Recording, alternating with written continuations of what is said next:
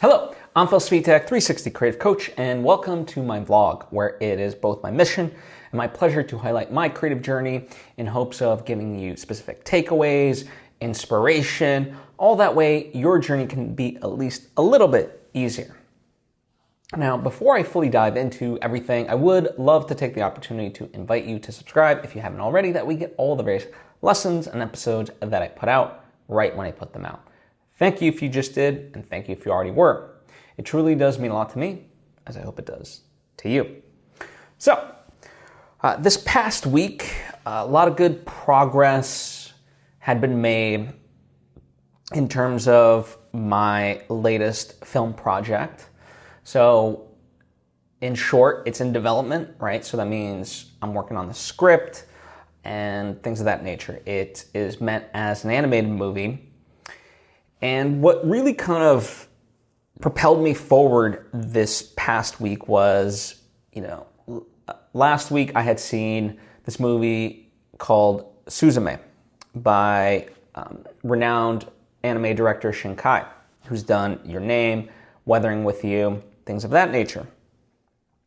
And, I saw it with my friends, and it's just kind of like marinated in my mind in terms of what the movie was about, how it utilized animation to justify itself, right? Like, it wasn't animated just because, for the sake of being animated. Like, there was a very specific reason, and they utilized the medium to tell the story that they wanted to tell and needed to tell. And it was just wonderful, right? So that kind of opened up my mind in various ways. And, it also kind of made me take a step back and, while I'd seen a lot of the big, well-regarded anime films such as Akira, Perfect Blue, Paprika, Mind Games, and so on and so forth, obviously the Studio Ghibli ones with Spirited Away, Princess Mononoke, I've pretty much seen all the Studio Ghibli movies, but I realized I had not actually seen Shinkai's work, not all of it. And so part of it was just this entire week, I really deep dived into his earlier work, and kind of was, because for me, one of the big things is always to study people I admire, right? So like, let's say a Robert Rodriguez, a Christopher Nolan, things of that nature, right? And you could apply this to yourself. And it's like, okay, they're at where I want to be now, but how did they get there so I can extract those lessons, learn them for myself, and essentially emulate them, right? When I went out to make my first movie, my goal was, okay, who are the people that I absolutely love, and what was their first movie, and let me make something akin to that. So, now with this being my first full animated movie, it's like, let me kind of track the progression of all of this. And I, as I said, I saw all of Studio Ghibli's movies, Hayao Miyazaki, from kind of start to finish, and, the progression of all that. And so I wanted to do it with Shinkai, and so I saw 5 centimeters per second. I saw the place promised in our early days, Children Who Chase Lost Voices. Children Who Chase Lost Voices, that was kind of like a little bit, not later, but, when he was starting to like really get in a groove. And yeah, that one really resonated with me. But even with the former films that I had mentioned, you could tell his themes, you could tell his sensibilities, right? Like what became his style. And he was just working through that, both from a creative standpoint, both in terms of, perhaps, I assume, a resource standpoint. The more success he got, the bigger his budgets, and that allowed him to, do things like the Children Who Chase Lost Voices, which then, can lead to Your Name, and then, Weathering with You, and now Suzume, right? Like these, really working on this high level. And so that was just great to see in general, and how I can kind of reverse engineer it for myself. And it also opened up my mind in terms of why I love animation in general, why I want to do this movie as an animated movie, and how that opens up the story, and what about it resonates with people. And one of the things, for me, there's all kinds of animations, right? You can do stop motion animation, you can do 3D animation, and all this other stuff. For me, I like, using digital tools, sure, but like that old school hand-drawn feel, like a Studio Ghibli movie. And, I was talking with a friend, they were like, why do those movies hold up and so forth? And I was like, well, I think because animation, when done right, that is the final form, right? Unlike with CGI, there's always an improvement on CGI. And yes, there's different styles to animation and so forth, and you can have more time and resources and things like that. But overall, like, what you draw is the final product, right? And so that's why it can hold up years later. It's no different than when you shoot things for real in terms of live action. That holds up a lot better than, stuff that utilized CGI from years ago to now, right? Like, it feels dated. Whereas if you shoot it, for real, practically, it looks real, therefore is not dated, right? And so I think animation plays into that way, and that's why animation in many ways can be timeless. And that's what I love about this, is because, I want this story. I have a lot of ambition for this story. Obviously, I know it takes a lot of work to achieve that and so forth, but, I'm working on that. I don't focus on the achievement side of it, but, in order to get that potential, I know I have to put in that work. But yeah, it would all be nice, and deconstructing what works about all this other stuff allows one to see that, right? So yeah, just been doing a lot of that. Then as far as the actual script itself, I had continued pushing forward in terms of everything, writing out, because I have an outline, and, I was pushing forward scene by scene, getting it from start all the way to completion. And as I talked about in the last vlog at length, this notion that, I was trying to get to the end, the finish line of this one draft. And as I was going through it, I was taking notes of how things can be improved and shifted and so forth. And my intention was to get all the way to the end in that same fashion. But, I got about midway through, right? So the midpoint climax, so to speak. And I also spoke with a collaborator, John Comerford, who had read up until the first act, right? Because that's what I sent him. And, we were going through the various notes, and it just seemed like, okay, these are great. These are all wonderful suggestions. So let me go back, let me utilize your notes and my notes and really give this a polish, because that will help to clarify all the stuff that's coming later, right? Like, I was building the plane as I was flying it, but realizing that it was just going to go off the rails. And I know I'm mixing metaphors with a plane and a train, but just go with me, right? Understand. So it was very beneficial to speak with John. And when I say, we literally had a 3-hour conversation, just about 30 pages of script, right? That's how in-depth it was. And we were talking about character motivations and ways to up that. Also, just in terms of how the script is read, right, and perceived. in particular, orienting the readers, or more specifically the actors, who need to play these parts, so that way they understand what is the motivation, what's going through that head, and just giving them benchmarks within the script to be able to have that in their mind, right?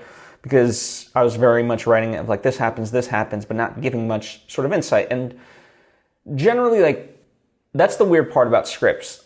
You want to overall write only what you see. And so you don't want to say, too much of the internal dialogue.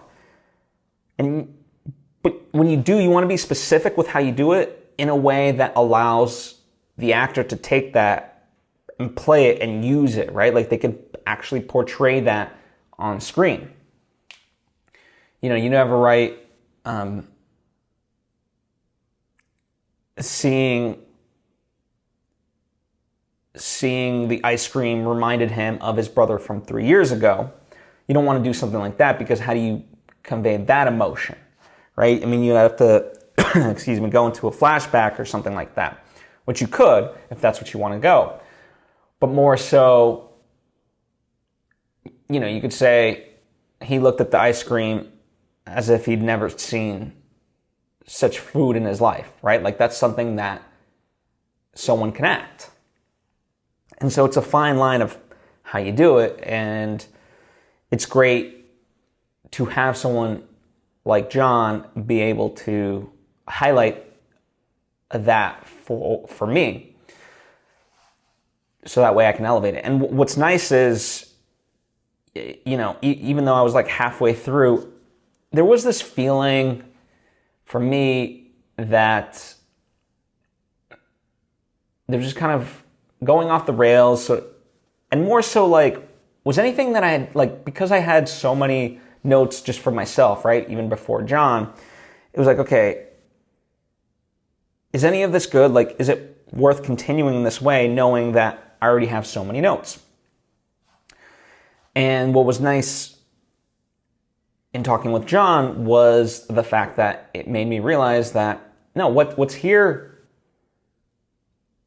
needs to be finessed 100%. Like, that much I always knew, but not as much as I thought. And the work that goes into fixing it wasn't as brutal as I thought. It's actually more minor changes. And like with all things, when you start with the first draft, you tend to overwrite.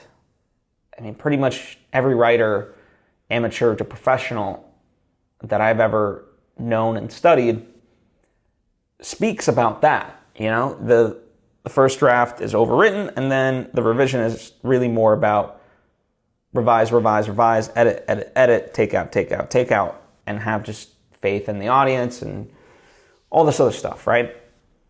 And so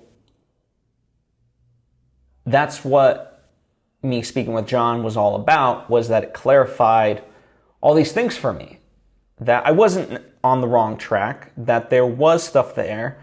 We just need to comb through it to make sure what was intended really stood out, and what was superfluous didn't need to be there. And, at the time when I wrote it, it's not that I didn't feel that it was superfluous. I just didn't necessarily have it in mind of, okay, how do I make this cleaner, right? And so thanks to John, I was able to help clean it up in that way. And so right now I'm pretty much got a full revision of basically Act 1, right? Act 1, pretty much good, right? I'm not saying that there's not going to be changes, that this is the final version, but it is night and day. And what was nice specifically with this pass was, as far as the lore of the whole world, right? Those were a lot of my notes for myself. I understand by doing this and just getting thoughts onto paper, I'm starting to understand the world better and see it, and therefore I can write it in that way. Whereas before, I mean, quite literally, there were sections where, they sing a song and it was like, just insert lyrics. I knew what the lyrics should be, or there were news reports that were supposed to go on, or things, someone's reading a piece of paper, whatever, and it was just like, this is what the paper intends to say, or this is what the news report intends to be about.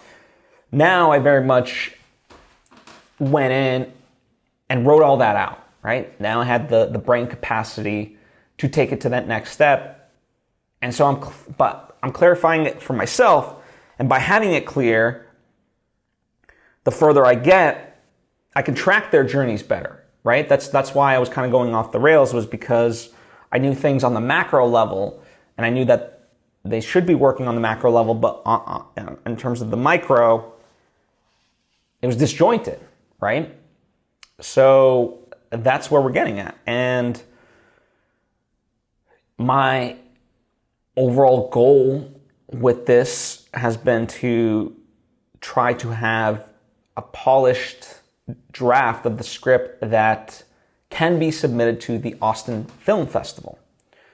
The Austin Film Festival final deadline is May 25th. So not too far off, but pretty much a month. So within that month, I've got to finish Act 2 and 3. That's a tall task, but now I feel more equipped. It feels a lot more doable. And as a refresher, what I talk about, it's just kind of an arbitrary deadline, right? Like I love the Austin Film Festival, and it would be wonderful if the script got accepted, and if it won, like that would all be amazing. But really, it's about just kind of setting this deadline for myself, but also knowing that if I don't feel what I have is good enough, then to not do it, right? So we'll see how it all plays out. At this moment, it feels a lot more doable than it did before, because the version of the script I had last week with so many of my internal notes and so forth, it was like, okay, this feels like a pretty big rewrite, when in reality it hasn't been, and how the first draft of this script ultimately turns out, we'll see. But it feels like it'll be an enjoyable and readable version by May 25th. Feels that way. As I said, will it be the final thing? No, this thing will go through so many revisions. In fact, the way I'm structuring it, it is meant to go through revisions to elevate it, right? My entire goal, even though it's animated, I want to film it in live action. And that's not to say like building sets and so forth, but quite literally in my apartment with actors, that will be playing these roles, and we'll play make-believe, and we'll film it shot by shot and all that stuff. And I'll be able to edit it so I can see the movie and see if it's working, right? Before I ever hand it off to the animators in terms of the final sequences. And so through this, that's very much built into it. And so, I'm sure there's going to be plenty of changes to elevate the script, but we're doing it in the most cost-effective way to make sure we have the best story and we can iterate as we go. Now, in terms of, the animators, the goal is, we have a picture-locked movie, which means it's been edited. I want to have it be basically completely sound designed. All right, so the score is in there, the sound effects are in there. The reason why I'm filling it this way is because I want live performances, and I want to utilize people's voices instead of them going into a voiceover booth. They're actually acting, right? Not that voiceover acting isn't acting. In fact, in many ways it's a lot harder because all you have to utilize is your voice. Whereas here, they can use their bodies and stuff like that. But the benefit for me is then the animators can see those physical performances and utilize that And again, the idea is that it would be shot, each shot by shot, like fully edited in the way that I want them to animate it, right? And obviously, they'll need to add the backgrounds and let's say crowds and, technology and blah, blah, blah. But at least it gives them a nice framework to begin with, right? Now, through this whole process,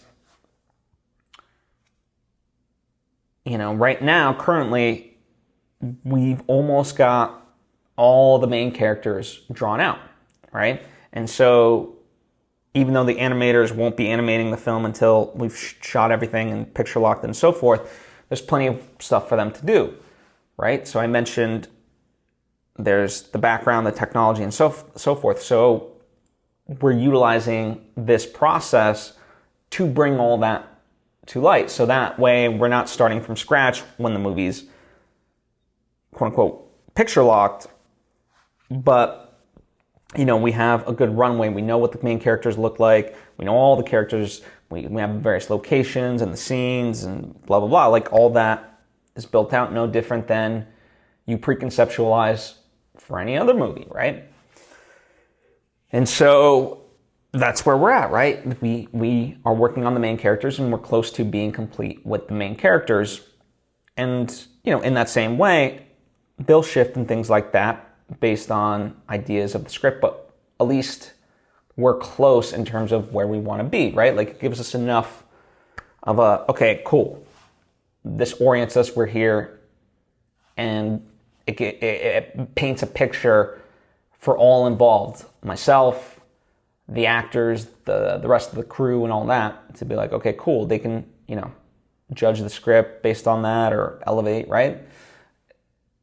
And that's a big theme of what I've been talking about and what I continue to talk about. It's a lot easier to iterate than to come up with something from scratch. So now, as we have the characters drawn, it becomes a lot easier to put our minds together and be like, oh, okay, you know what? I like this here, but you know what if we added this and instead of that, we changed it to this, right? Like we can talk about revisions and elevating it versus like, okay, so anyone have any ideas of what the hell this thing's going to look like, right? So it's just fun to see the pieces of the puzzle come together, right? That's what this all really is. So yeah, that's been really, really fun, and where I'm at with things. So that's been a major thing. The other thing that I worked on last week was editing together this tutorial video for the Financially Fit Foundation. So the Financially Fit Foundation is this nonprofit organization that I am involved in. And what we aim to do is teach people financial literacy, essentially, and how to gain control over their finances. We teach what's called the SAVE system. So to spend in alignment with your values, not your ego.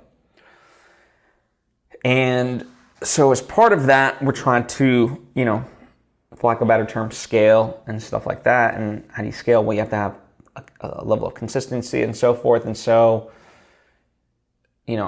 I obviously, being in video production and so forth, that's what I bring to the table. I'm not the one that's like the knowledgeable one of accounting, essentially, right? Now, I utilize the SAVE system, and in fact, it's what, by doing it, I do have a control on my finances and can make all the movies and the art that I've been making, right? And so, in that way, I know it intimately in that way, right? And utilize it. But again, as far as, the founder and stuff like that, they've lived it, right? Same way that I live art, they've lived, finances. And so they bring that to the foundation. I'm able to extract that and, put it into video form, right? So we can teach it. So, that was a big project, right? It took me about a week and a half to go from conception to filming to making it. And this wasn't just like a tiny little video. I mean, ended up being this whole tutorial, like a 33-minute video. So a lot involved with that. Other tutorials will need to be made. But I'm glad that we're getting into some sort of rhythm of that and able to progress the foundation, right? And ultimately what that means is being able to have an impact on people so people can have a better control of their finances. And that feels good, right? So I'm excited about that. For fun, every year the film cast does what they call the summer movie wager, the summer movie wager. So they predict what the summer box office will be like domestically within the US. So, technically Memorial to Labor Day type of thing is what the summer in theory should be considered, but with so many big blockbuster movies and stuff like that, it's always it's creeping up earlier and earlier. And it's just a fun way to get excited about movies, right? And so what they do is they predict, 1 through 10, what these movies will be. They, ranking them as such, and there's a point system based on how close you are, and you also get 3 dark horses that, these are 3 movies that if they make it on the top 10, you at least get some points, right?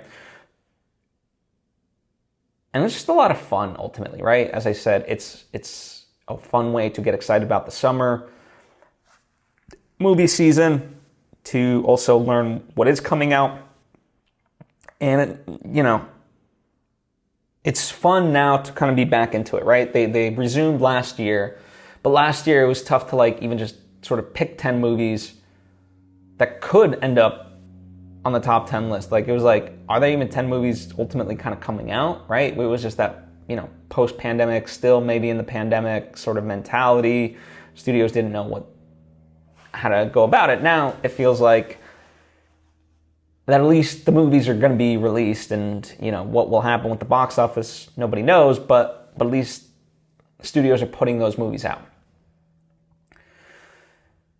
And it's always fun to participate, and you can participate too. So go to summermoviewager.com and you can participate, or just see everyone else's picks and stuff like that.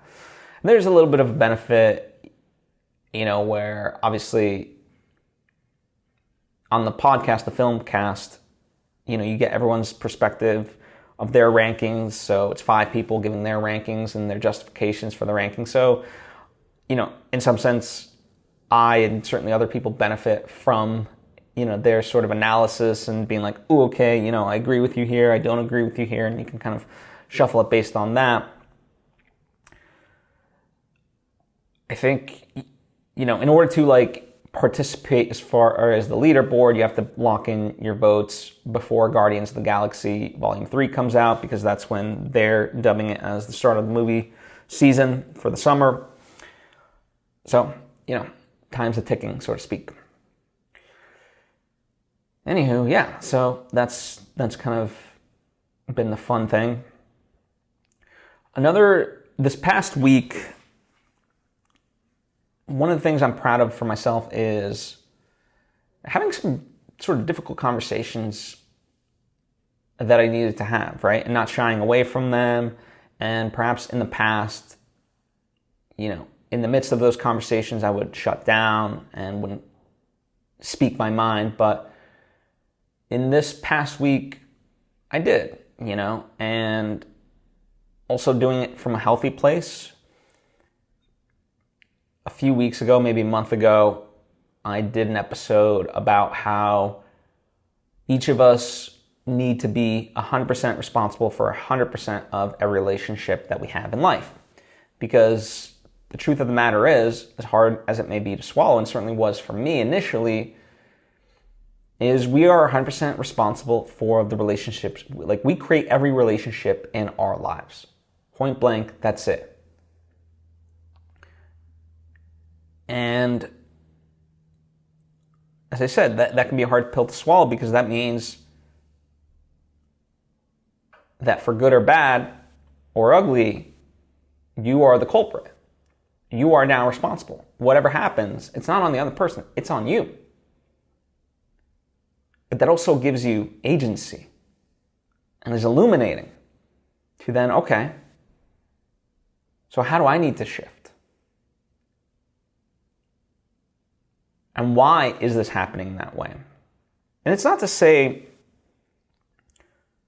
that, if someone's mistreating you and so forth, that you then have to, remain in that relationship or so forth. But it gives you the agency to realize, okay, they're mistreating me, so what do I do about it? Because, it's akin to that adage of life is 10% of what happens to me, 90% of how I respond to it, right? Like, that's essentially what owning 100% of the relationship is all about, knowing that we create our relationships. So if you stick in a toxic relationship, whether a work environment, a friendship, a romance, that's on you, right? Or also, kind of looking at it of like, okay, if this is what's happening, for me, it was less about that side of it, more so about the side of like, okay, this is what's happening. This is how it's manifesting. So my knee-jerk reaction might be to say F them, let my ego take over and say, no, that's on them. They're not living up to, their end of the bargain, so to speak. And it's like, no. Let me put myself in their shoes. And based on the actions I'm taking, how's that working for them? So, yeah, hard to take ownership of your actions. Again, good, bad, and ugly. And be like, okay, yeah, I could see why they would act these certain ways based on what I'm doing. So how do I change that, right? So that's been, what I've been sort of reflecting upon. And I would encourage you to at least sit with the idea that you are 100% responsible for 100% of every relationship you have in your life. Friends, family, lovers, strangers, and so forth. And see how that works for you. It's tough, but when we rail against reality, we suffer. And when we don't, we start to see what's available to us, right? We have this agency. And that's what I appreciate. So, yeah, that's kind of always been sort of my guiding principle, right? This stuff is less about my creative output, let's say, but as I call myself the 360 creative coach, everything in our life affects us, right? So how we act in the world, fuels our art and vice versa. And so that's why I think, having self-analysis is important. That's why I think taking care of yourself physically is important to art. And just life in general, right? And what's been interesting to me, as I reflect, a lot of people around me, it's great to see, are reading a lot of the self-help books. Like, they're discovering the ones that I loved and read and had a big impact on me.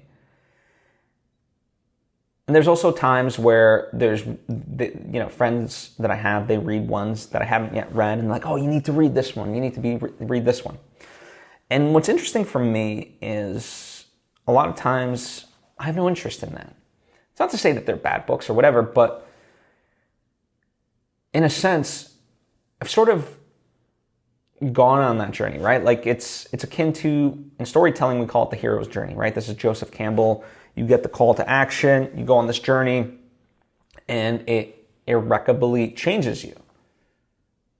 Well, I've sort of been on that journey. And it's not to say that I don't have room for improvement and so forth, because obviously I do. You know, one of my favorite lines is from Kansas, "Carry on, my wayward son," you know, where they say, "If I ever claim to be a wise man, it truly means that I don't know." So it's not about that. It's not about arrogance, ignorance, or thinking like, okay, yeah, I know everything there is about self-help. But for me, I can understand the various principles presented in all of these overall. And what I'm interested more now is a context. So I love learning about history and culture at this current moment, right? And again, this is not a knock on anyone else who is reading self-help. Again, we all just have these different paths to take in life, you know, at any particular moment. And mine just happens to be in a different route at the moment, let's say. But that's what I love. You know, one of my favorite recent nonfiction books has been Humans, A Brief History of How We Fucked It All Up. And I thought it was a very eye-opening book because it just showed how little we know about what we think we know. Right? It takes all the sort of pillars that as a society we think are truths, and it puts a mirror to it, and the thing crumbles essentially. Right? And so that, of course, does have an impact, you know, in terms of my self-development, because it's shattering limiting beliefs. And so when we consider self-help, you know, that's a core tenet, is to shatter limiting beliefs.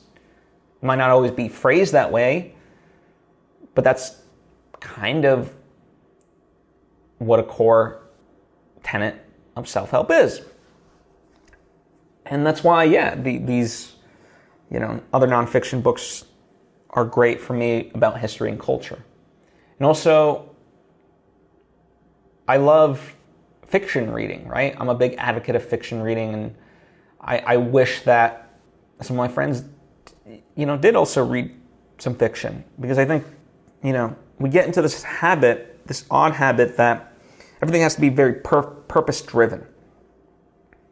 Well, first off, reading fiction, there's so many benefits, right? So it's like, talk about ignoring evidence and so forth.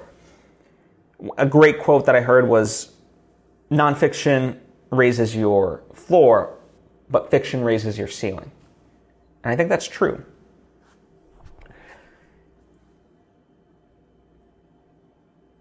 And yeah, I think there's just this inherent thing that if we just focus on optimizing ourselves, we sort of forget joy. Right? Because there are so many people that I see that have like really structured their life and so forth and blah, blah, blah. And I would love to know, are you happy? Because that's a question I don't think we ask enough. Taking it further,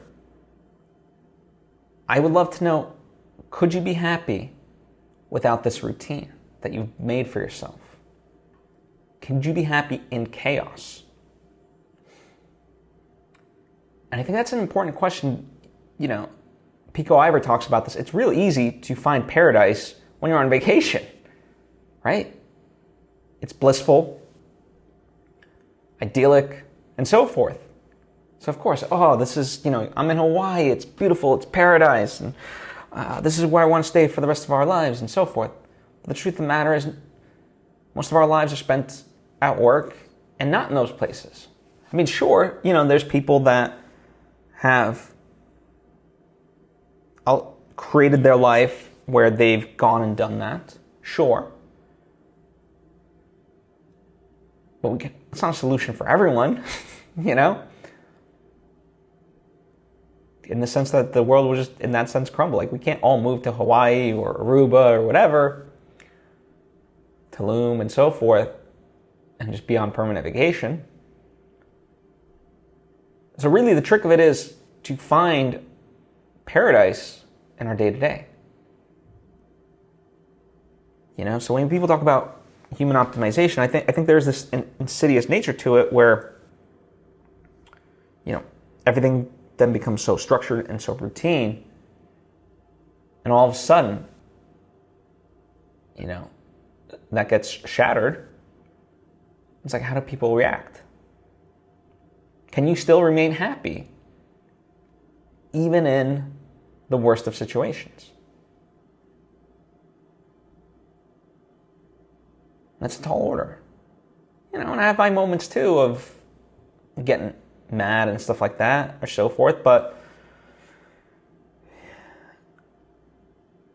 one of my favorite lines from Teenage Mutant Ninja Turtles, the original live action movie, is Splinter says, "Anger clouds the mind." And it does, So I try to avoid that now and just, okay, cool. This is what's presented in front of me, right? 10% of life is what happens to me, 90% of how I react. So how will I react? And that's kind of what I'm driving at. So, and it's not to say people that have routines or strive for optimizing themselves that they can't handle adversity. A lot of them can, right? But it is also interesting to me, the people that perhaps start these sort of journeys that they aim just for that, as opposed to what the real purpose is to be in a state of bliss no matter what. So yeah, that's I don't know, what I've been thinking about, and how studying history and culture moves me forward in this exploration. I think that's important to call it an exploration, because, I'll draw conclusions, but it's important to have a malleable mind, right? Because what we think we know changes. If I ever claim to be a wise man, it truly means that I don't know, right? So yeah, that's what's been on my mind. Maybe that resonates. Let me know. Lastly, I'm going to leave you with this. There was an idea that I had for a story, and obviously I've got way too many projects, but I think it would be a fun one, and so I'll toss it out for anybody if they want to go ahead with it. I think it'd be, I'd certainly be interested in seeing it, but imagine if there's a multiverse, and people with enough money could pay to go live in another multiverse where their life is better. And what would that look like, right? That's the basic premise. So basically, financial inequality, but across the multiverse. If that sounds interesting to you, run with it. But keep me in the loop, because I'm interested to see how that would manifest for you. Anyway, thank you so much. If you appreciate what I do and would love to connect more directly, that's what my Patreon page is for, patreon.com/PhilSvitek. It's only $10 a month. It's only got one tier, so everyone gets the same benefits. It's there. So consider that if it is not a financial burden to you in any way. Likewise, you can go ahead and comment down below or hit me up on social media at PhilSvitek in response to anything that I've talked about or anything you want me to talk about in the future. would love to have those discussions with you because, yeah, the comments that I see are fantastic, and so I encourage you to, keep that interaction going. I love it, and my goal is to bring you as much value and have this be a community, because by having a community, it means there's value. Thank you so much, and I hope to see you next time.